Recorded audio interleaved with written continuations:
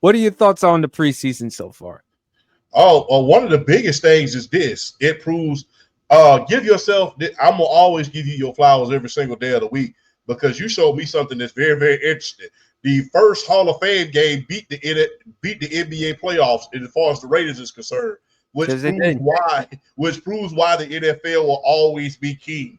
And that's why I keep screaming for the WNBA to go ahead and wrap up the collective bargaining agreement because I don't want uh, your season beginning at the beginning of football season. That will be bad for the W, but I digress. But it shows that the minute that pigskin come on, they would rather see a sorry football game where the third string guys are playing than to see the first string guys playing in the NBA playoffs. So it just goes to show you that Football's the football is thing. back. Football is back, man. And this is the people call Christmas the most wonderful time of the year, which praise God, yes.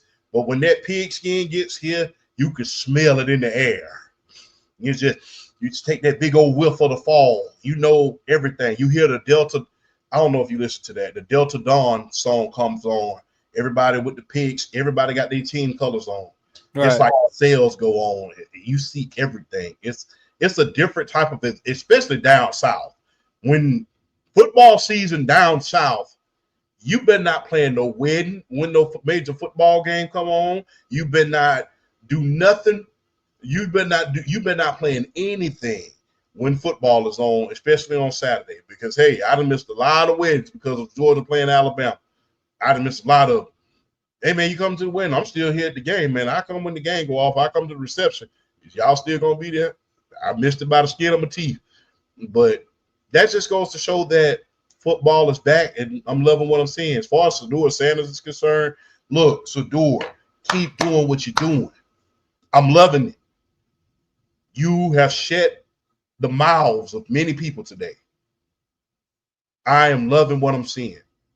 You came in, you did exactly what you were supposed to be doing, and you came out there and you showed out. And I like the fact not just his play, but his media training, how he's handling the media, how he's saying all the right things in the media, how he's not flying off the handle when they ask him these ridiculous questions about him not getting any first team reps. I'm liking how his offseason is going. If you look at the difference between him in Colorado and him now, it's completely different. He's done a lot of maturing since he's came into this league. So I'm proud of Shador Sanders and how he performed tonight. Fortunately, we had a few injuries. We know, I think Rashawn Slater. I think he got hurt. The offensive line for the San Diego Chargers. He got hurt. He Mm-hmm. tore his ACL. Uh, he had the patella injury. He's going to be out for the season. You know, you got Unfortunately for the Chargers, they lost their best lineman, Slater, who they yeah, gave a big time contract. So yeah. It's going to be interesting to see how that saga turns out because remember we was on Justin Herbert's rear end last year after that playoff loss, like white on rice, a glass of milk, a paper plate, the snowstorm. So yeah, we was on him. So it's going to be interesting to see what you do without one of your best offensive linemen. So they've had a few injuries that have come out. You know, you've had that uh, Guyton from Dallas. He's gotten hurt. He's going to miss the first couple weeks. So you have a lot of injuries that have occurred, but that's a part of the game right about now. It's part of the game. And I'm loving what I'm seeing. Real reason why everybody was watching tonight was because of Shador. Everybody wanted to see what Shador was going to do. No disrespect to any other players, but everybody, whether you want to see him succeed or fail, everybody want to see Shador. And it's starting to get that feel back to it again. Tomorrow at 12 o'clock, Buffalo is playing New York. Tomorrow at 3 o'clock, Minnesota is playing Houston. It's getting that feel back to it again. You're just getting into it. And man, I'm loving what I'm seeing, man. It's amazing. This is the most wonderful time of the year. Spend time with family, you're barbecuing, you're eating fish, you're doing everything else, man. And I'm loving football, man. Football is a great part of my life. I want to see what Cam Ward does against the Tampa Bay Buccaneers. Again, he's not going to have an opportunity to have any nationally televised games. Remember, Titans, the Browns, and New Orleans Saints are the teams so far this season that will not have any nationally televised games. I just want to see how Cam Ward does. Is he the type of guy for Tennessee to move forward to, considering the fact that Will Levis is going to be out for this season because of the shoulder injury? Unfortunately, my Commanders, they get demolished by the New England Patriots, 41-11. But again, as Herm Edwards says, they matter, but they don't count. So hopefully there's going to be some things that we need to tweak. Remember, Jaden Daniels didn't even play. So the first team guys didn't even play. So we got to wait and see with Washington. And the GOAT got his statue today. Huh? The GOAT got his statue today. Oh, yes. Rightfully so. No doubt about that.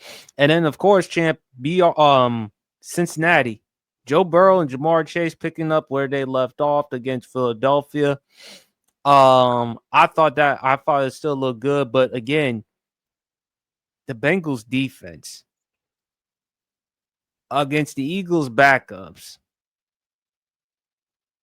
Look, they were 25th in defense last season. No one is saying that they have to be a top 5, top 10 defense, but if you could at least be 20th, that'd be decent enough. No one's asking you to be elite, but we're asking at least of an improvement considering the offensive talent that y'all have. Just don't. I think this is what sums it up when it comes to the Bengals defense, I will say. I'm going to quote the great Chris Carter, Hall of Famer Chris Carter. Just don't get drugged up and down the field. Our offense is going to handle most of the load. Force a turnover here and there, get a couple 3 and outs in order to keep us in the game. Our offense is going to juice it up and dish it out all year long. Just don't get drugged up and down the field. Now, he said this in 1998 when that Minnesota Vikings team went 15-1. And that was the thing. Don't get drugged up and down the field where we have to come out here and score 48 points every single week. Force some turnovers, force a couple 3 and outs here and there, maybe force a pick 6 here and there.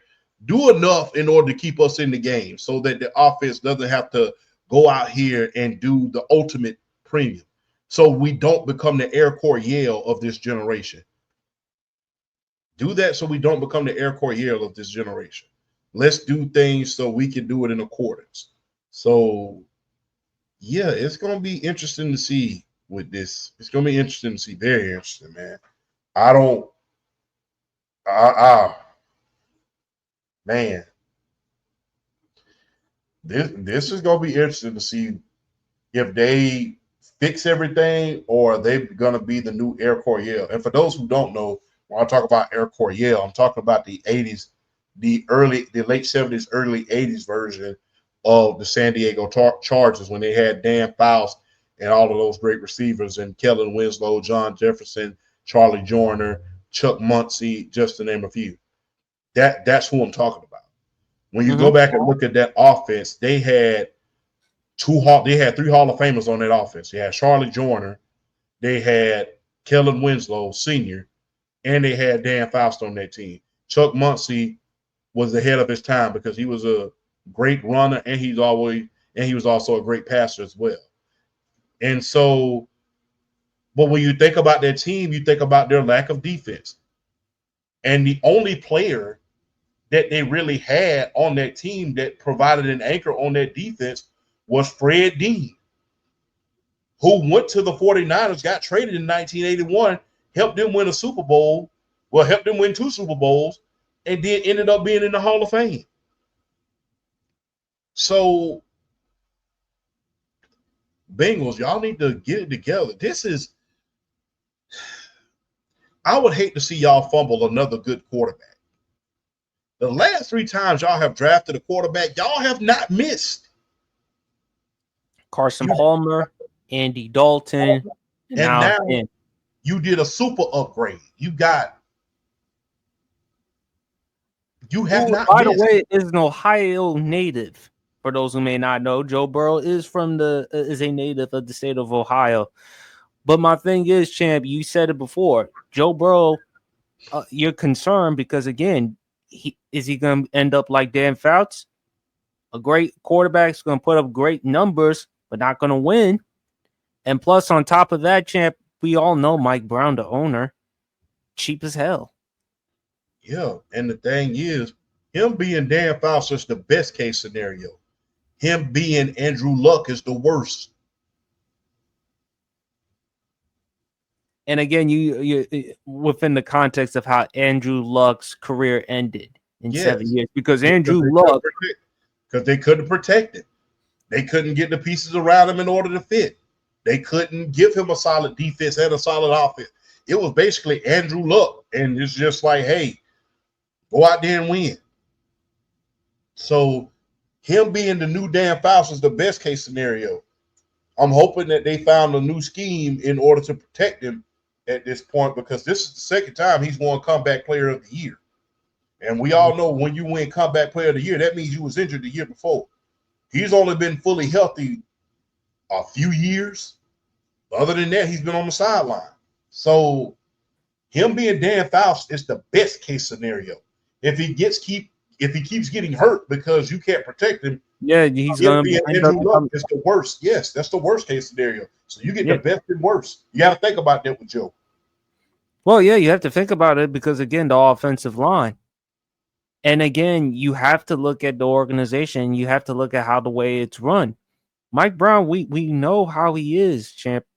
And it took him that long for him to finally sign the guy who they drafted in the first round. I believe it was Stewart, right? Yes, Shamar Stewart. Yeah. But Shador Sanders, 14 and 23, 138 yards, 2 touchdown passes. Really impressive. Played very well. Really happy for him. Can't wait to see more for the preseason.